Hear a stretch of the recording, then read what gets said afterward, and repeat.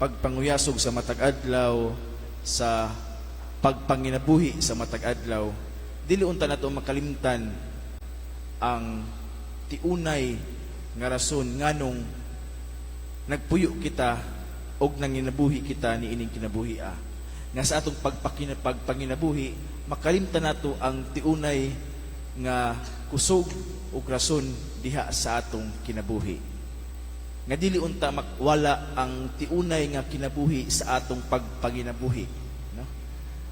Nga mawala ang unsay rason ug kaning tiunay nga pagkinabuhi nganha sa atong Ginoo, nganha sa atong pagtuo, nga atong makita lamang diha sa atong Ginoong Hesus. Diha sa atong ebanghelyo, atong nadungog nga giingnan ni Hesus ang mga Hudiyo nga siya ang iyang lawas, ang maoy pagkaon nga dili lamang, no? Nga dili sama sa pagkaon nga gikaon sa pagkatigulang nga nangamatay gihapon. Ang iyang dugo ug ang iyang unod maoy kalanon ug tiunay nga ilimnon alang sa kinabuhing dayon. Mga igsoon, kini usa ka shock, no? Nakapakurat sa mga Hudiyo tungod kay ilang ginahuna nga ang giingon ni Jesus nga pagkaon sa iyang unod, literal nga iyang unod maoy pakaon kanila. Mong ingon sila unsa man pagpakaon ning tawhana kanato sa iyang unod, apan ang iyang gipahinungod, ang iyang gipasabot niini mao ang Eucharistia.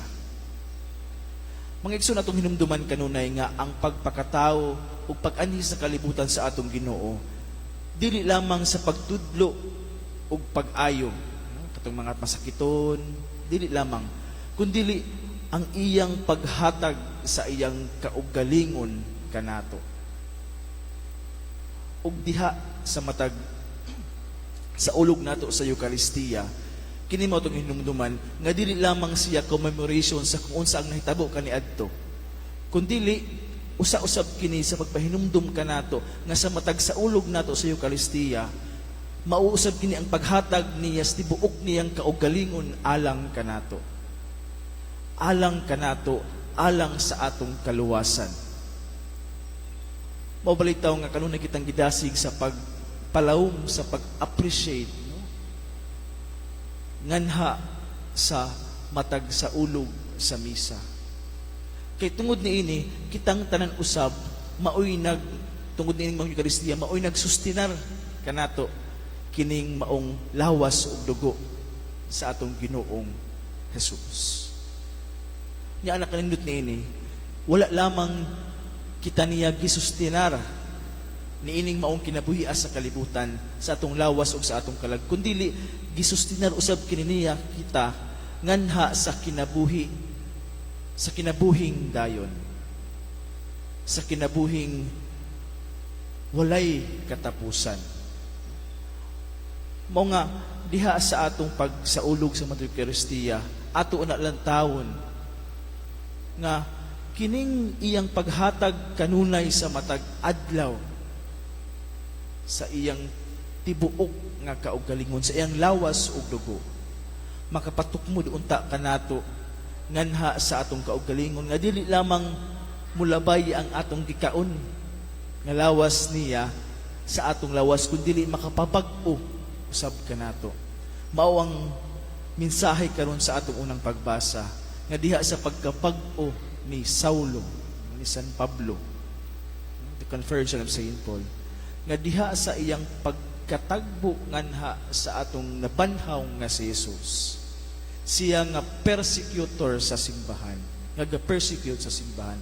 Siya nga naglutos sa mga magtutuo kang Kristo, nahimong pillar of the church, nga nahimong dako nga personahe nganha sa atong simbahan, nga siya nahimong tigsangyaw nga ang Ginoong Hesus, nga si Jesus mao ang anak sa Dios. Nga unta diha sa atong pakigtagbo, sa atong pagdawat, sa atong pagkalawat nganha kang Kristo. mamahimo unta kitang sama kang San Pablo nga mapag-o kanunay ang atong kinabuhi ug kita mahimong tigsangyaw sa maayong balita nga si Jesus mao ang anak sa Dios. Mga igsuon diha sa tong pagpadayon ning santos nga misa, ato kanunay hinumduman nga walay silbi, walay purpose, walay kahulugan ang atong kinabuhi kung kita dili gakalawat, kung kita dili gadawat nga na sa lawas o dugo sa atong Ginoo, kung kita dili ga simba. Ato untang kanunay hinumduman nga isip mga binunyagan kita at least sa matag Domingo kita girequire nga magsimba.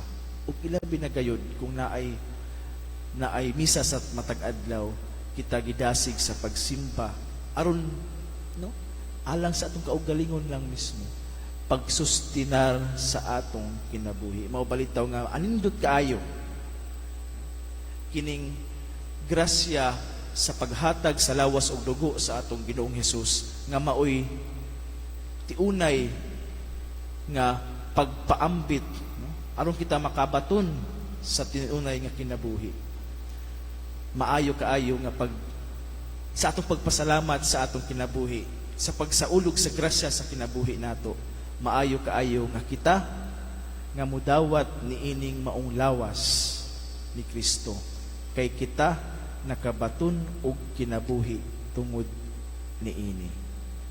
Mga igsuon, ato unta kanunay malantaw ang paghatag sa tibuok niyang kinabuhi nganha kanato sa matag sa ulog nato sa Eucharistia o kita tungod ni ana makaambit sa tiunay nga kinabuhi. Amen.